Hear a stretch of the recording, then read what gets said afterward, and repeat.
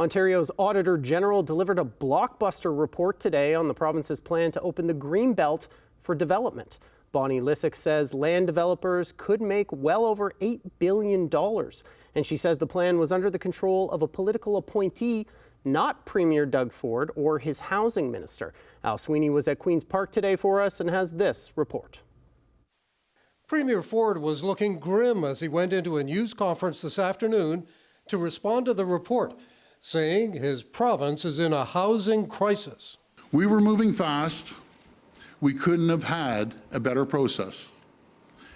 We could have had a better process. As Premier, the buck stops with me, and I take full responsibility for the need for better process.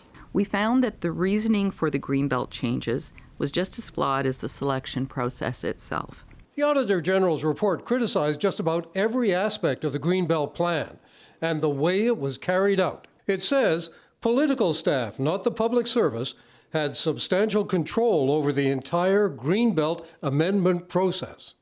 In naming political staff, Lysyk pointed repeatedly to the Housing Minister's Chief of Staff, who's listed as Ryan Amato. The process was biased in favor of certain developers and landowners who had timely access to the Housing Minister's Chief of Staff. In one case, the report says prominent developers provided information on 2 proposed sites for Greenbelt removal to the Chief of Staff at a housing industry dinner. It says 14 of the 15 sites selected for removal from the Greenbelt came from the political staff, and owners of 15 sites removed could see an increase in land values of $8.3 billion or significantly more.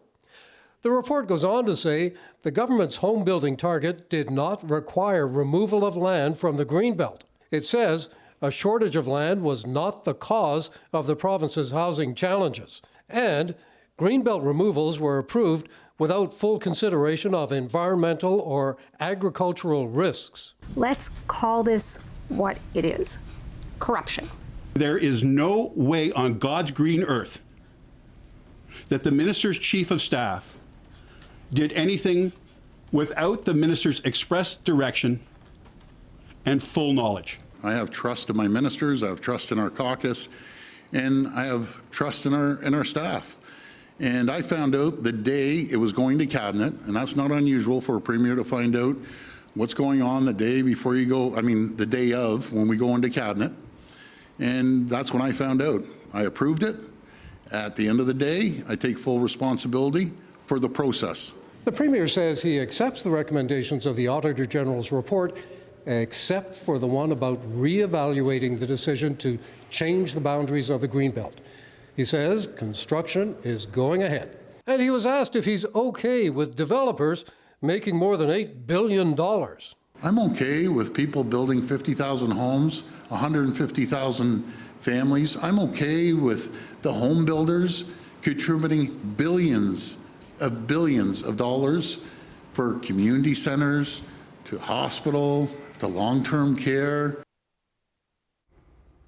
So there were questions today about a possible criminal investigation into all of this. The Auditor General said that's up to the OPP.